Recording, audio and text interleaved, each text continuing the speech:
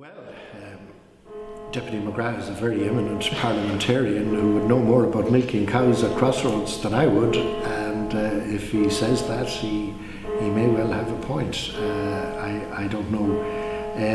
I thought the more remarkable thing was the way he sidled away from the allegation that he raised against the Minister for Justice last week, and having thrown the ball in, he has left Fianna Fáil with red faces because they're now prosecuting a motion of no confidence based on Mattie McGrath's allegation, and Mattie McGrath clearly today has no longer any confidence in the allegation itself. So Mattie is a colourful figure, and accusing me of milking cows on the Crossroads, Mattie himself, parliamentary wise, is about as useful as tits on a bull.